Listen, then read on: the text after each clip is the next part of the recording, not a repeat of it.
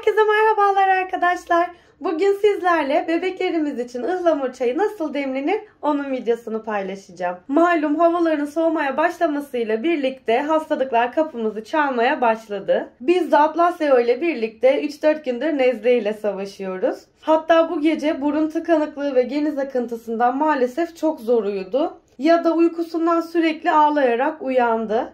Ben de sabah hemen gözümü açtığım gibi ıhlamur çayı demleyip içirmeye başladım. Bildiğimiz üzere ıhlamur soğuk algınlığı, nezle, grip gibi hastalıkların iyileşme sürecini hızlandırıyor. Aynı zamanda bağışıklık sistemi düşük olan bebeklerimizin bağışıklık sistemini güçlendirip gelişimine katkı sağlıyor. Kabız bebeklerimizin de rahatlamasına yardımcı oluyor.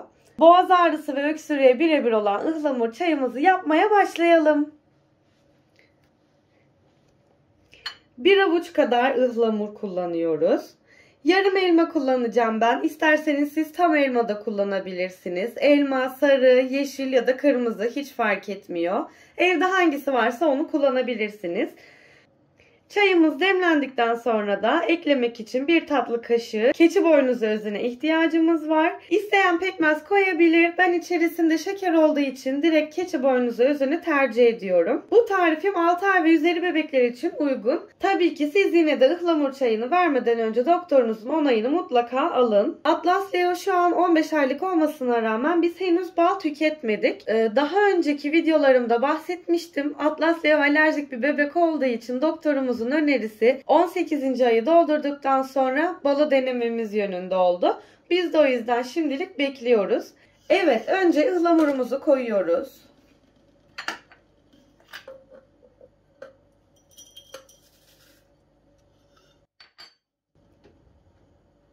Elmamızın kabuklarını soymadan şöyle yapayım. Elmamızın kabuklarını soymadan dilimliyoruz.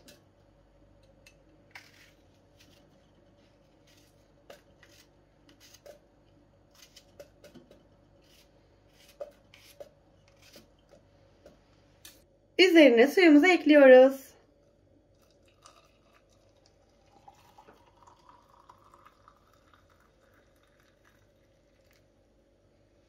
Kesinlikle ıhlamurumuzu kaynatmıyoruz. Kaynar suyumuz soğuyana kadar demlenmeye bırakıyoruz. Eğer ıhlamurumuzu kaynatırsak içerisindeki polifenol içeriği azalarak sağlığı koruyucu özelliğini yitiriyor. Evet, ben şimdi çayımı bir 10 dakika kadar demlemeye bırakıyorum. Evet, bizim çayımız demlendi. Bardağıma dolduruyorum.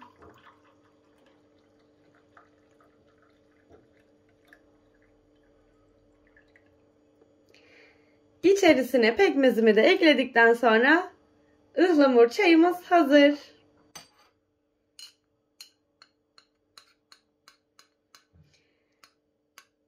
Şimdiden sesimin kusuruna bakmayın. Dediğim gibi birkaç gündür nezleyle boğuşuyoruz bizler de.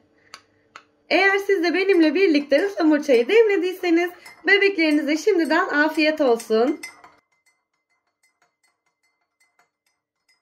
Gelecek videolarda görüşmek üzere. Hoşça kalın, sağlıkla kalın.